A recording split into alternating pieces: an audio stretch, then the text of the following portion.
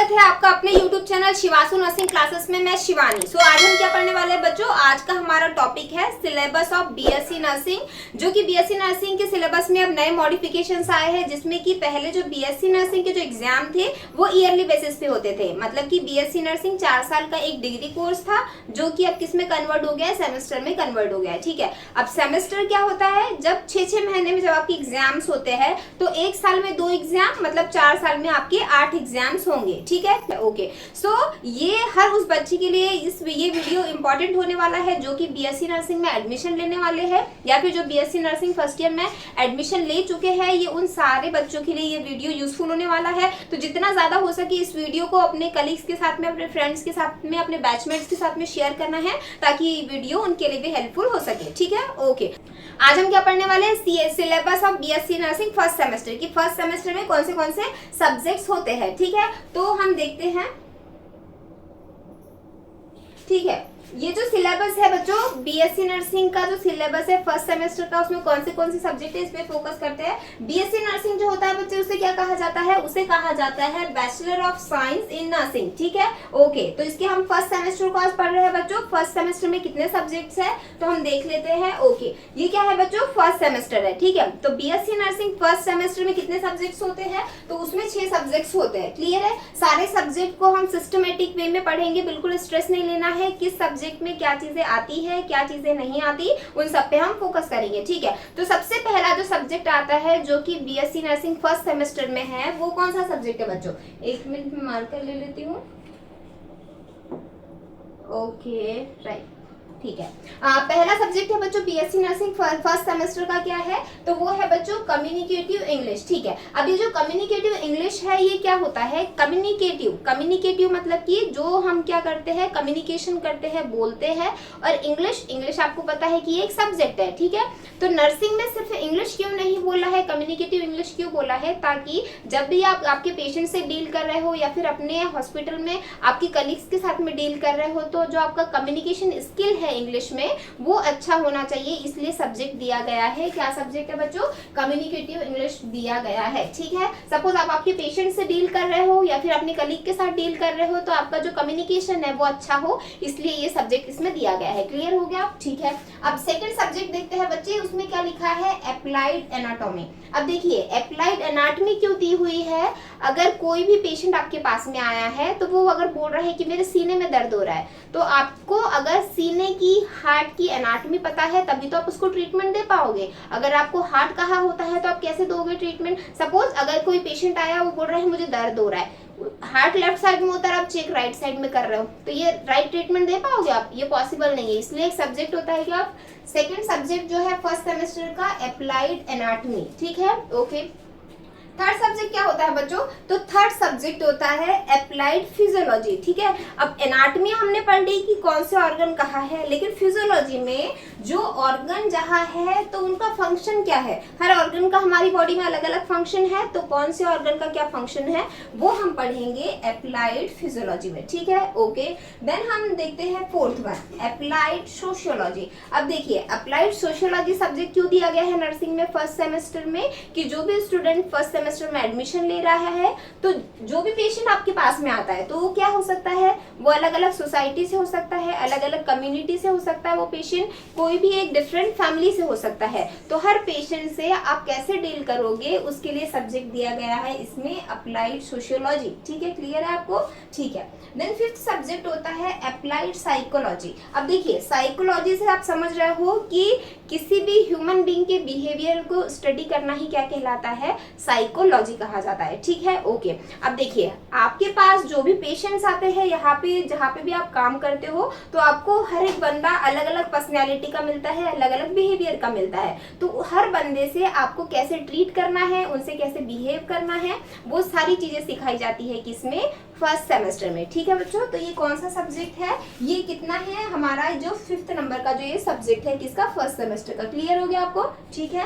जो 6th one subject होता है बच्चों, वो क्या होता है? Nursing foundation. देखिए, अब नर्सिंग फाउंडेशन तो है, पर कौन सा है? फर्स्ट। नर्सिंग फाउंडेशन को 2 पार्ट्स में डिवाइड किया गया है, nursing foundation first and nursing foundation second, ठीक है। तो फर्स्ट सेमेस्टर में हम सिर्फ क्या पढ़ रहे हैं बच्चों, तो फर्स्ट सेमेस्टर में हम फोकस कर रहे हैं नर्सिंग फाउंडेशन फर्स्ट पे, हम क्या कर रहे हैं, फोकस कर रहे हैं, ठीक है। अब नर्सिंग फाउंडेशन में हम क्या पढ़ते हैं कि कौन से अगर कोई पेशेंट आया है तो उसका वाइटल साइन कैसे चेक किया जाएगा, अगर कैथेटराइजेशन हो रहा है पेशेंट को तो कैसे प्रोसीजर होगी, इन सब के बारे में हम क्या कर पढ़ते हैं, नर्सिंग फाउंडेशन में पढ़ते हैं। क्लियर है? ओके।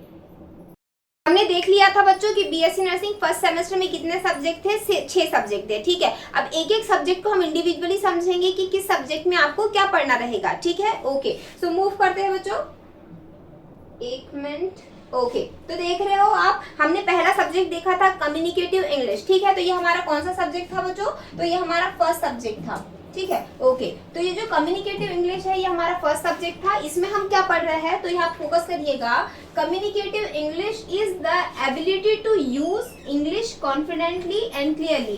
कम्युनिकेटिव इंग्लिश दी क्यों है, ताकि आप क्या कर सके, जो भी इंग्लिश में आप बोल रहे हो कॉन्फिडेंटली और क्लियरली अपनी बात को आप रख सके, ठीक है। ओके, टू एक्सप्रेस आइडिया, और आपके जो आइडियाज है, आपके जो थॉट्स है, उसको आप क्या कर सको, अच्छे से एक्सप्रेस कर सको, रिप्रेजेंट कर सको, इसलिए सब्जेक्ट दिया गया है बच्चों, ठीक है। Okay, exchange information and interest with others, आपके जो भी इंटरेस्ट है, आपके पास में जो भी इंफॉर्मेशन है, आप क्या कर सको, उसको अदर के साथ में भी शेयर कर सको, इसलिए कम्युनिकेटिव इंग्लिश दी गई है, ठीक है। क्योंकि आपके पास कोई पेशेंट आएगा तो ये मैंडेटरी नहीं है कि उसे सिर्फ हिंदी ही आए, वो इंग्लिश भी बोल सकता है, हिंदी भी बोल सकता है, तो आप आपके मैसेज को कैसे ट्रांसफर करोगे, उसके लिए सब्जेक्ट दिया गया है क्या बच्चों, कम्युनिकेटिव इंग्लिश दिया गया है। क्लियर हो गया? ओके, एवरीडे सिचुएशन, ठीक है। अब जब आप इंग्लिश, आपको अगर थोड़ी बहुत भी कम्युनिकेटिव अगर इंग्लिश आपको आती है तो आप आपकी एवरीडे की जितनी भी सिचुएशंस है उनसे आप डील कर सकते हो, उसको अच्छे से हैंडल कर सकते हो। क्लियर हो गया कम्युनिकेटिव इंग्लिश क्या होता है? ओके, ठीक है। अब ये जरूरी क्यों है कम्युनिकेटिव इंग्लिश, ठीक है, इसके क्या इंपॉर्टेंस है, ये क्यों जरूरी है, अगर है ये तो इसको समझते हैं बच्चों। तो इसमें पहले लिखा हुआ है, ये क्या होता है, कन्वर्सेशन के लिए, ठीक है। अगर आपको कम्युनिकेटिव इंग्लिश नहीं आएगी तो आप अदर पर्सन के साथ में कन्वर्सेशन, बातचीत अच्छे से नहीं कर पाओगे, आपको कभी भी वो कॉन्फिडेंस आपका बिल्डअप नहीं होगा। क्लियर है आपको? ठीक है, ओके। देन देख लेते हैं इंटरव्यू। इंटरव्यू क्यों कहा गया है, जब भी आपकी पढ़ाई कंप्लीट हो जाती है नर्सिंग की, उसके बाद जब आप इंटरव्यू देने जाते हो तो उस समय पे भी आपको कम्युनिकेटिव इंग्लिश बहुत ज्यादा जरूरी होगी, क्योंकि अगर आपका कम्युनिकेशन अच्छा नहीं रहेगा तो आपको आपकी जॉब में, आपके फ्यूचर में बहुत सारी प्रॉब्लम्स हो सकती है, इसीलिए फर्स्ट सेमेस्टर में ही कम्युनिकेटिव इंग्लिश दिया गया है। क्लियर है आपको? ठीक है, ओके। देन प्रेजेंटेशन, जब भी आपके कॉलेजेस में आप बड़ी क्लासेस में जाओगे तो आपको प्रेजेंटेशन देने होंगे, तो उस प्रेजेंटेशन के दौरान भी आपको कम्युनिकेटिव इंग्लिश जो है वो नेसेसरी रहेगा, ठीक है, इसलिए जरूरी है। क्लियर है? ट्रेवल एंड हॉस्पिटैलिटी, देखिए ट्रैवल, जैसे कि अगर आप इंडिया में अगर आप जॉब कर रहे हो इट्स ओके, लेकिन अगर आप फॉरेन कंट्री के लिए प्रिपेयर कर रहे हो तो उसके लिए भी आपके लिए क्या हो जाता है, कम्युनिकेटिव इंग्लिश मैंडेटरी हो जाती है। क्लियर है आपको?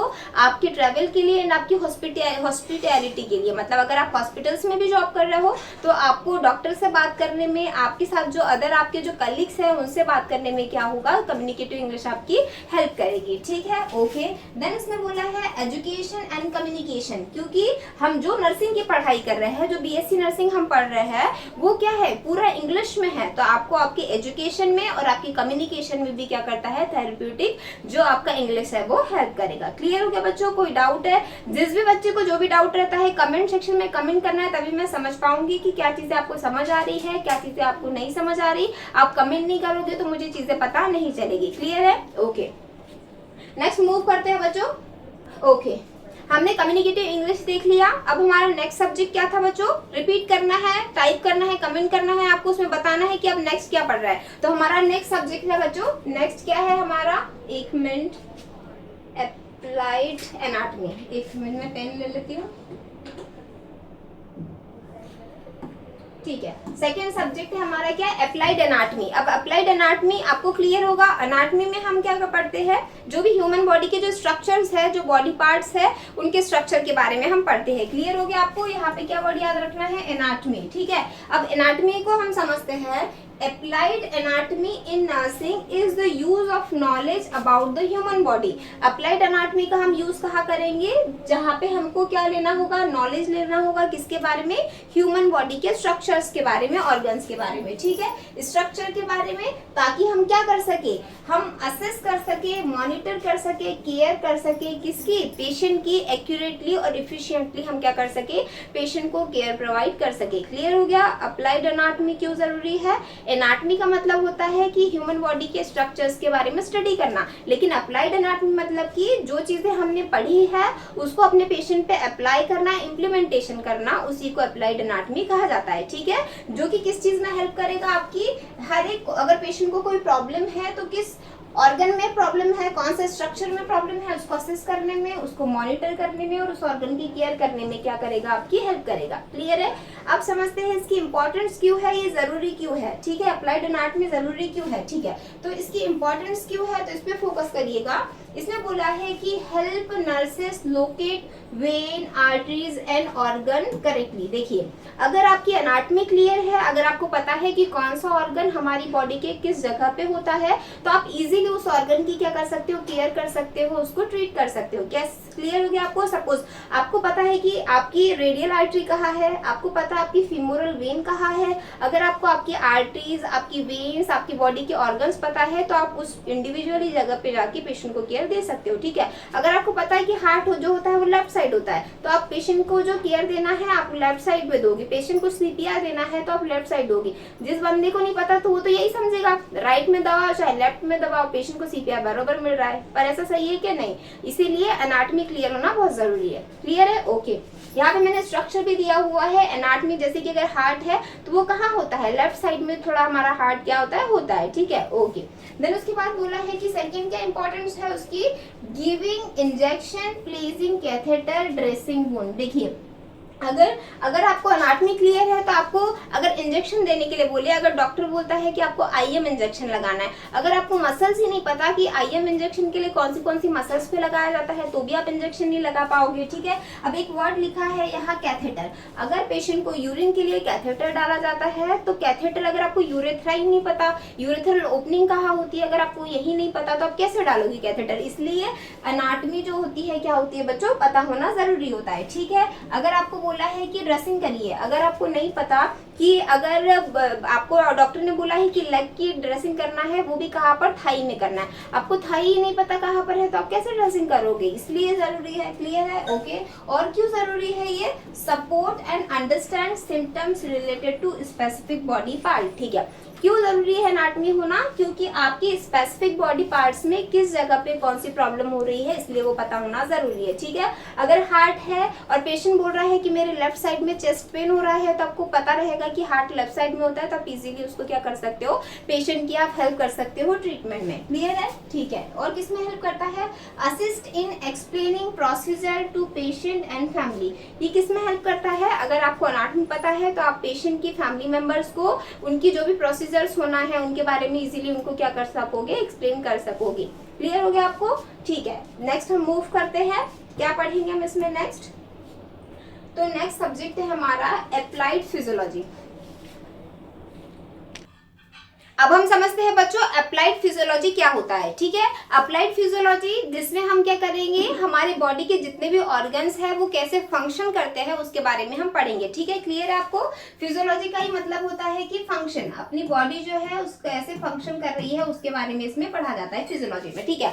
अगर यहाँ डायग्राम से समझते हैं, अगर आपने खाना दिया तो वो फूड आपने अगर दिया है तो वो कहा जाएगा ईसोफेगस में, ईसोफेगस से वो फूड ट्रेवल करके हुए कहा जाएगा आपके स्टोमक में, ये स्टोमक में जाएगा, देन स्टोमक से वो कहा जाएगा आपकी स्मॉल इंटेस्टाइन में, देन आपकी कहा जाएगा लार्ज इंटेस्टाइन में। तो जैसे फूड आया तो उसने कैसे कैसे फंक्शन किया, वो कैसे पेरिस्टाल्टिक मूवमेंट के थ्रू स्टोमक में आया, स्टोमक से कैसे स्मॉल इंटेस्टाइन में गया, स्मॉल इंटेस्टाइन में कैसे जो फूड आपने खाया उसके न्यूट्रिएंट्स एब्जॉर्ब हुए, जो भी वेस्ट प्रोडक्ट थे वो लार्ज इंटेस्टाइन के थ्रू कैसे बाहर हुए, ये सारे जो फंक्शंस है हम जिसमें पढ़ते हैं तो उसी को कहा जाता है फिजियोलॉजी, ठीक है। अब फिजियोलॉजी के आगे ये अप्लाइड वर्ड क्यों लगा दिया, क्योंकि जब भी आपके पास में आपका पेशेंट आएगा तो उस पेशेंट में उसके बॉडी फंक्शन कैसे काम कर रहे हैं उसके बारे में जब आप समझोगे तो उसके लिए वर्ड लिखा हुआ है अप्लाइड फिजियोलॉजी। क्लियर है? इसको डिफाइन करते हैं, समझने की कोशिश करते हैं कि इसमें हम पढ़ते क्या है एक्चुअली।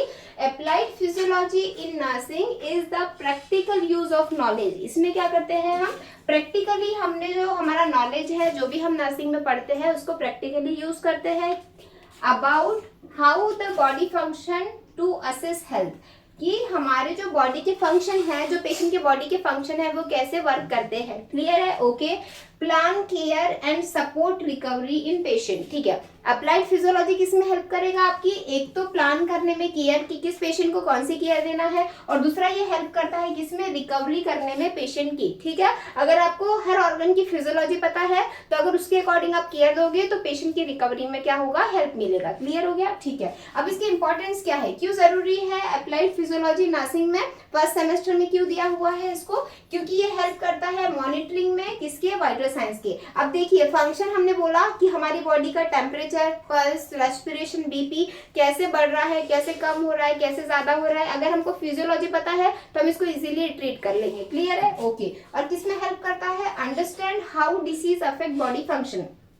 अगर किसी पर्सन को डिसीज हो रही है, सपोज मान लेते हैं अगर किसी पेशेंट को कैंसर हो रहा है, तो अगर मुंह का कैंसर है तो वो डिसीज मुंह में कैसे अफेक्ट करेगी, मुंह का फंक्शन है कि हम च्यू करते हैं, कोई भी चीज खाते हैं, लेकिन अगर मुंह में ही कैंसर है तो पेशेंट फूड ले पाएगा क्या प्रॉपरली, नहीं। तो अब माउथ का फंक्शन तो डिस्टर्ब हो गया, तो उस फंक्शन के लिए आप नेक्स्ट ऑल्टरनेटिव क्या निकाल सकते हो, पेशेंट की डिमांड्स को आप कैसे फुलफिल कर सकते हो, इसमें भी आपकी क्या करेगा, अप्लाइड फिजियोलॉजी हेल्प करेगा। क्लियर है? ओके, ठीक है। देन लिखा हुआ है guides medication administration and treatment decision. ठीक है, अगर किसी पेशेंट को कोई मेडिसिन लिखी हुई है तो उसको कैसे एडमिनिस्ट्रेशन करना है, आपको आईएम देना है, आईवी देना है, इंट्रामस्कुलर देना है, जो भी देना है, सबलिंगुअल देना है, वो आप इजीली क्या कर सकते हो, पेशेंट को दे पाओगे अगर आपको उसकी फिजियोलॉजी पता है तो। ठीक है, ओके। देन उसके बाद में देखते हैं support patient education about health condition, और ये किसमें हेल्प करेगा, पेशेंट को सपोर्ट करने में, किसमें, उसकी जो भी हेल्थ कंडीशन है उसको सपोर्ट करने में अप्लाइड फिजियोलॉजी क्या करता है, हेल्प करता है। ठीक है, ठीक है, क्लियर है आपको अगर स्क्रीनशॉट लेना है तो आप स्क्रीनशॉट ले सकते हो, फिर हम नेक्स्ट मूव करते हैं। क्लियर है? अब हम समझते हैं बच्चों अप्लाइड सोशियोलॉजी। अब सोशियोलॉजी वर्ड किस चीज से रिलेटेड है, अगर कोई पेशेंट आपके पास में आता है तो वो अलग अलग सोसाइटी से आता है। ठीक है, कोई पेशेंट्स होंगे जो क्या होंगे, लो बैकग्राउंड से होंगे, कुछ पेशेंट्स होंगे जो हाई बैकग्राउंड से होंगे, कुछ पेशेंट्स है जो एजुकेटेड है, कुछ पेशेंट्स ऐसे हैं जो अनएजुकेटेड है। ठीक है, तो आपको हर पेशेंट को एक अच्छी हेल्थ केयर देना है उसके एजुकेशन लेवल के अकॉर्डिंग, उसके फाइनेंशियल कंडीशन के अकॉर्डिंग, उसके रिलीजन के अकॉर्डिंग, उसके कल्चर, उसके बिलीफ सिस्टम के अकॉर्डिंग। तो आप एक अच्छी क्वालिटी ऑफ केयर पेशेंट को कैसे दे सकते हो, इसीलिए ये सब्जेक्ट दिया गया है नर्सिंग में, जिसे कहा जाता है अप्लाइड सोशियोलॉजी। ठीक है, कि सामाजिक तौर पे आप किसी पेशेंट के, किसी व्यक्ति के साथ अगर डील करते हो तो उसका एक इफेक्टिव वे क्या होना चाहिए। क्लियर है? तो इसको डिफाइन करते हैं कि अप्लाइड सोशियोलॉजी होता क्या है। ठीक है, applied sociology in nursing is the practical use of social science. इसमें हम क्या करते हैं, एक मिनट पेन ले लेती हूँ। ठीक है, समझते हैं? Okay, applied sociology in nursing, जिसमें हम क्या करते हैं, प्रैक्टिकल यूज कर रहे हैं किसका, सोशल साइंस का। ठीक है, कि हमारे जो समाज पे हमको कैसे काम करना है उसके बारे में हम इसमें स्टडी करते हैं। ठीक है, understand how social factor like culture, family, community and economic affect the patient health and care. ठीक है, इसमें ये बोला गया है कि एक पेशेंट की हेल्थ केयर पे कैसे अफेक्ट करता है सोसाइटी। तो इसमें यही बोला गया है कि जो भी कल्चर होते हैं, जो फैमिलीज होती है, कल्चर से समझते हैं, कोई हिंदू कल्चर से है, कोई मुस्लिम कल्चर से है, कोई क्रिश्चियन है, कोई पंजाबी है, सब अलग अलग कल्चर के व्यक्ति है। हर कल्चर के व्यक्ति को आपको कैसे केयर देना है ये आपको पता होना चाहिए, तभी आप क्वालिटी केयर दे सकते हो।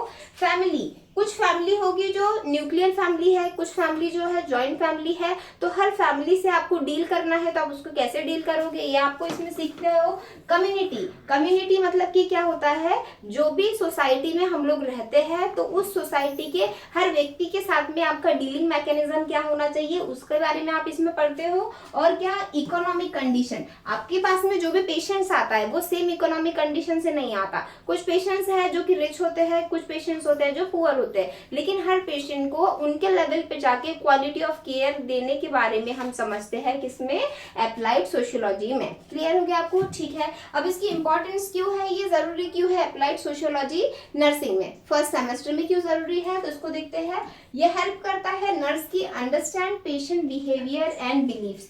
अगर आपने सोशियोलॉजी अच्छे से पढ़ी है तो आपको ये किस चीज में हेल्प करेगा कि पेशेंट के बिलीफ सिस्टम्स क्या है, पेशेंट का बिहेवियर कैसा है। ठीक है, अगर आपने सोशियोलॉजी नहीं पढ़ी तो आप पेशेंट की बिलीफ सिस्टम को और पेशेंट के बिहेवियर को नहीं समझ पाओगे। क्लियर है? ओके, नेक्स्ट क्या होता है, support communication across different culture and communities. देखिए इसमें बोला है डिफरेंट कल्चर एंड कम्युनिटीज। देखिए हो सकता है कि आप अलग कल्चर से हो और आपके पास जो आपका पेशेंट आया है वो अलग कल्चर से आया है, तो हर कल्चर के व्यक्ति से आपको कैसे डील करना है ये समझने में भी कौन हेल्प करेगा, आपका अप्लाइड सोशियोलॉजी हेल्प करेगा, इसलिए ये सब्जेक्ट इसमें दिया हुआ है। क्लियर है? ओके, देन लिखा हुआ है identifying social determinants of health like poverty and education. मतलब कि अगर आपके पास अगर कोई पेशेंट आया है तो वो पुअर्टी मतलब कि वो रिच फैमिली से है, पुअर फैमिली से है, उसका एजुकेशन लेवल कैसा है, अगर वो पढ़ा हुआ है, इलिटरेट है या फिर नहीं पढ़ा हुआ है, वो सारी चीजें इसमें देखने में ये समझोगे आप इससे। ठीक है, encourage empathy and communication health awareness. ठीक है, अब जब आप अप्लाइड सोशियोलॉजी पढ़ते हो तो आप क्या क्या चीजें सीखते हो कि पेशेंट कम्युनिटी का जो भी व्यक्ति है उसके साथ आपको कैसे डील करना है, उसके साथ में आपको सिंपैथी रखना है, एम्पैथी रखना है। ठीक है, कि मतलब पेशेंट क्या फील कर रहा है उसकी उस फीलिंग पे आपको फोकस करना है, और अवेयरनेस, हर पेशेंट को अपने डिसीज से रिलेटेड अवेयरनेस आपको देना है। ठीक है, अगर एक सोसाइटी में जो इलिटरेट पर्सन है, जो कम पढ़े लिखे हुए, अगर वो टोबैको च्यूइंग करते हैं तो आपको उनको अवेयरनेस देना है कि ये चीज आपको नहीं करना है, ना नहीं तो क्या होगा, फ्यूचर में आपको डिसीज हो सकती है। क्लियर है? ओके, आई होप आपको समझ आया होगा, तो इसका आप स्क्रीनशॉट ले लीजिए, फिर हम नेक्स्ट मूव करते हैं। अब हम समझते हैं बच्चों अप्लाइड साइकोलॉजी। अप्लाइड साइकोलॉजी में हम क्या पढ़ते हैं, साइकोलॉजी का मतलब होता है study of human behaviour. Human behaviour के बारे में स्टडी करना ही क्या कहलाता है, साइकोलॉजी कहलाता है। अब अप्लाइड साइकोलॉजी में क्या बोला गया है कि अगर आप आपके पेशेंट को ट्रीटमेंट दे रहे हो तो ड्यूरिंग द ट्रीटमेंट उसके बिहेवियर को समझने में आपकी ये हेल्प करेगा। ठीक है, तो इसमें क्या क्या पढ़ते हैं साइकोलॉजी में। ठीक है बच्चे, फोकस करिएगा इसमें। मेंटल, ये क्या हो रहा है, अब हम समझते हैं बच्चों अप्लाइड साइकोलॉजी क्या होता है। ठीक है, ये भी एक सब्जेक्ट है फर्स्ट सेमेस्टर का बच्चों। साइकोलॉजी का मतलब होता है study of human behaviour. Human behaviour के बारे में जिसमें स्टडी की जाती है उसे ही साइकोलॉजी कहा जाता है। अब अप्लाइड साइकोलॉजी में हम क्या करते हैं, इसमें हम ये पढ़ते हैं कि पेशेंट की मेंटल, एक मिनट, ओके, पेशेंट के मेंटल, इमोशनल और बिहेवियरल नीड्स क्या क्या है ड्यूरिंग द हेल्थ केयर। ठीक है, जब भी आप किसी पेशेंट को केयर दोगे तो उसकी केयर देते समय पेशेंट की कौन सी नीड, वर्ड टू वर्ड याद रखना है, पेशेंट की मेंटल नीड, पेशेंट की इमोशनल नीड और पेशेंट की बिहेवियर, इन तीनों को समझने में क्या करता है अप्लाइड साइकोलॉजी आपकी हेल्प करता है। क्लियर है आपको? ठीक है, अब मेंटल स्टेटस को कैसे समझोगे, पेशेंट डिप्रेशन में तो नहीं जा रहा है, पेशेंट की पॉजिटिव। हमारा पांचवा सब्जेक्ट होता है बच्चों अप्लाइड साइकोलॉजी। साइकोलॉजी क्या होता है बच्चों, ऐसा सब्जेक्ट जिसमें हम ह्यूमन बिहेवियर के बारे में पढ़ते हैं। ठीक है, तो अप्लाइड साइकोलॉजी की क्यों जरूरत है नर्सिंग में, क्योंकि जब भी आप आपके पेशेंट को केयर दोगे तो पेशेंट की इमोशनल स्टेटस को समझने में, किसी पेशेंट के बिहेवियर को समझने में, उसकी मेंटल कंडीशन को समझने में आपको हेल्प मिलेगी। क्लियर है आपको? वर्ड टू वर्ड याद रखना है आपको, पेशेंट की मेंटल कंडीशन को समझने में, emotional condition and behavioural condition को समझने में क्या करता है अप्लाइड साइकोलॉजी आपकी क्या करता है, हेल्प करता है नर्सिंग में। ठीक है, इसकी जरूरत क्यों है, इसकी इंपॉर्टेंस क्या है, तो इसकी इंपॉर्टेंस समझते हैं। ये हेल्प करता है अंडरस्टैंड करने में पेशेंट के रिएक्शंस को इलनेस और पेन में। अगर आपका पेशेंट दर्द में है, बीमारी में है, तो उसके क्या रिएक्शंस होंगे। ठीक है, तो उनकी रिएक्शंस को समझने में साइकोलॉजी हेल्प करती है। क्लियर है? Okay, improve communication and therapeutic relationship. अगर आपने साइकोलॉजी पढ़ी है तो आप पेशेंट के साथ में कम्युनिकेशन स्किल जो है वो आपकी बेस्ट होगी, और पेशेंट को थेरेप्यूटिक रिलेशनशिप आप पेशेंट के साथ में अच्छे से बना पाओगे। अब थेरेप्यूटिक रिलेशनशिप क्या होती है, मतलब कि पर्सनल नहीं जाके पेशेंट और नर्स के बीच में ट्रीटमेंट तक का रिलेशन होना ही क्या कहलाता है, थेरेप्यूटिक रिलेशनशिप होता है। ठीक है, जो कि हॉस्पिटल में बनता है, हॉस्पिटल में ही खत्म हो जाता है। ठीक है, ओके, देन नेक्स्ट समझते हैं assist in managing stress, anxiety and depression. अगर आपने साइकोलॉजी पढ़ी है तो आप पेशेंट की एंजाइटी को, पेशेंट के स्ट्रेस को और पेशेंट के डिप्रेशन को क्या कर सकते हो, डील कर सकते हो, ठीक है, मैनेज कर सकते हो। क्लियर है, ठीक है। वर्ड याद रखना है, स्ट्रेस को, एंजाइटी को और किसको, डिप्रेशन को। क्लियर है, ठीक है। नेक्स्ट देखते हैं बच्चे, नर्स इन हैंडलिंग डिफिकल्टीज और इमोशनल सिचुएशंस। देखिए, अगर आपने अगर नर्सिंग ये साइकोलॉजी अच्छे से पढ़ी है तो आप क्या कर सकते हो, पेशेंट के जो इमोशनल सिचुएशंस है उसको भी अच्छे से डील कर सकते हो। सपोज आपके हॉस्पिटल में एक पेशेंट आया, उस पेशेंट की डेथ हो जाती है, तो उसकी फैमिली का जो वहाँ का जो एटमॉस्फेयर होगा, उस एटमॉस्फेयर में आपको कैसे बिहेव करना है, उनकी इमोशन से आपको कैसे डील करना है, ये भी आप क्या करते हो, अप्लाइड साइकोलॉजी में सीख जाते हो। क्लियर है आपको? आप चाहो तो इसका स्क्रीनशॉट ले सकते हो बच्चे, फिर हम नेक्स्ट मूव करते हैं, ठीक है, ओके। अब हम समझ रहे हैं बच्चों सबसे last subject BSc nursing first semester का, जो कि क्या है बच्चों, नर्सिंग फाउंडेशन होता है, ठीक है। नर्सिंग फाउंडेशन जो होता है वो मोस्ट इंपॉर्टेंट सब्जेक्ट होता है किसका, बीएससी नर्सिंग फर्स्ट सेमेस्टर का। अगर आपने नर्सिंग फाउंडेशन को अच्छे से समझ लिया, मतलब कि आपने ओवरऑल नर्सिंग को अच्छे से समझ लिया, ठीक है, क्योंकि पेशेंट के साथ में आप जो जो प्रोसीजर्स करते हो, जो भी आप चीजें करते हो, सारी किस में आप पढ़ते हो, नर्सिंग फाउंडेशन में पढ़ते हो, ठीक है। नर्सिंग फाउंडेशन को डिफाइन करते हैं कि एक्चुअल में हम इसमें करते क्या क्या है। तो नर्सिंग फाउंडेशन के बारे में बोला गया है, is the introductory course that cover the basic concepts. एक मिनट में पेन ले लेती हूँ, एक मिनट, ठीक है। इसमें क्या बोला गया है कि नर्सिंग फाउंडेशन क्या होता है, जिसमें हम कवर करते हैं कंसेप्ट्स को, प्रिंसिपल्स को, स्किल्स को, essential to practise professional nursing, ठीक है। आप नर्सिंग कर रहे हो, लेकिन जो प्रोफेशनल नर्सिंग अगर आपको सीखनी है तो उसके लिए जो भी प्रिंसिपल्स होते हैं, जो भी स्किल्स होती है, वो सब किस में सीखते हो, आप नर्सिंग फाउंडेशन में सीखते हो, ठीक है। अब ये जरूरी क्यों है नर्सिंग फाउंडेशन, क्योंकि अगर बोल्ड प्रोफेशनल नॉलेज, अगर आपको प्रोफेशनल नॉलेज को बोल्ड करना है तो उसके लिए नर्सिंग फाउंडेशन जरूरी है। प्रोफेशनल नॉलेज क्यों बोला गया है, क्योंकि नर्सिंग एक प्रोफेशनल कोर्स है, तो उस कोर्स के लिए अगर आप कोई प्रोसीजर कर रहे हो तो वो कैसे करना है, पेशेंट के साथ में अगर आप डील कर रहे हो तो क्या क्या चीजें, स्टेप्स होनी चाहिए कोई प्रोसीजर को करने से पहले, ये सारे प्रोफेशनल चीजें आप सीखते हो। इसलिए बोला है बोल्ड प्रोफेशनल नॉलेज, इसलिए ये जरूरी होता है, ठीक है। और क्यों जरूरी है, डेवलप इसेंशियल स्किल्स, मतलब कि इसेंशियल स्किल क्यों बोला गया है, अगर पेशेंट को आपको फॉलेज कैथेटर डालना है तो वो कैसे डालेंगे, अगर आपको पता है यूरेथ्रा कहाँ है, वो कैसे इंसर्ट करना है, तो ये आप कर पाओगे। आपको अगर वाइटल साइंस लेना है पेशेंट का, टेम्परेचर, पल्स, रेस्पिरेशन, तो ये भी एक स्किल है। स्किल हाथों से अगर आप पल्स चेक करो तो आप इजीली कर सकते हो कि पेशेंट ब्रेडिकार्डिया हो रहा है, टैकीकार्डिया हो रहा है, तो इसलिए उसको स्किल कहा गया है। क्लियर है, ठीक है। मतलब कि डेवलप इसेंशियल स्किल, जितनी भी जरूरी स्किल्स है वो भी किसमें सीखते हैं, हम नर्सिंग फाउंडेशन में सीखते हैं। क्लियर है, ओके। प्रमोट प्रोफेशनलिज्म, प्रोफेशनलिज्म क्यों, क्योंकि आप किसी एक अच्छे इंस्टीट्यूट में काम कर रहे हो, आप एक हॉस्पिटल में, एक टीचिंग इंस्टीट्यूट में काम कर रहे हो, तो ये सारी क्या होती है, प्रोफेशनल जगह होती है जहाँ पे आपको प्रोफेशनलिज्म मेंटेन करना होता है, ठीक है। कि डिसीजन मेकिंग पावर क्या रहेगी, क्या चीजें सही है, what is right, what is wrong, ये चीजें आपको पता होनी चाहिए, ठीक है। तो ये भी हम किसमें पढ़ते हैं, नर्सिंग फाउंडेशन में पढ़ते हैं, ठीक है। तो प्रमोट प्रोफेशनलिज्म, अगर हमने फाउंडेशन, नर्सिंग फाउंडेशन पढ़ी है तो ये क्या करता है, हमारी प्रोफेशनलिज्म को प्रमोट करने में हेल्प करता है। क्लियर है, ठीक है। और क्या बोला है, इंट्रोड्यूस द नर्सिंग प्रोसेस, ठीक है। जो नर्सिंग प्रोसेस होती है वो भी किसमें इंट्रोड्यूस की जाती है, नर्सिंग फाउंडेशन में इंट्रोड्यूस की जाती है, ठीक है। पेशेंट की असेसमेंट, डायग्नोसिस, इंटरवेंशन, इवोल्यूशन, ये सारी चीजें हम किसमें करते हैं, नर्सिंग फाउंडेशन में करते हैं, ठीक है, ओके। देन उसके बाद में लिखा है एंश्योर पेशेंट सेफ्टी, ठीक है। पेशेंट की सेफ्टी, किस चीज में पेशेंट की सेफ्टी है, किसमें नहीं है, इस चीज को भी हम एंश्योर करते हैं, किसमें, नर्सिंग फाउंडेशन में हम एंश्योर करते हैं, ठीक है, ओके। देन उसके बाद में बोला है इनहैंस कम्युनिकेशन, जब हम नर्सिंग फाउंडेशन पढ़ते हैं तो इसमें हम क्या करते हैं, हमारी जो कम्युनिकेशन स्किल है उसको भी ये इनहैंस करने में क्या करता है, हेल्प करता है नर्सिंग फाउंडेशन। क्लियर है आपको सारे पॉइंट्स कि नर्सिंग फाउंडेशन होता क्या है, इसके क्या क्या इंपॉर्टेंस होते हैं, आप इसका स्क्रीनशॉट ले लीजिए, फिर हम नेक्स्ट मूव करते हैं, ठीक है, ओके, ठीक है। अब हम समझते हैं कि बीएससी नर्सिंग फर्स्ट ईयर में कौन से सॉरी, अब हम समझते हैं बीएससी नर्सिंग फर्स्ट सेमेस्टर में कौन से मैंडेटरी मॉड्यूल्स होते हैं। मैंडेटरी मॉड्यूल्स मतलब कि अगर आपने बीएससी नर्सिंग 6 महीने का एक कोर्स अगर आपने पढ़ लिया है तो उसके बाद में आपको क्या बेसिक चीजें हैं जो आनी ही चाहिए, ठीक है।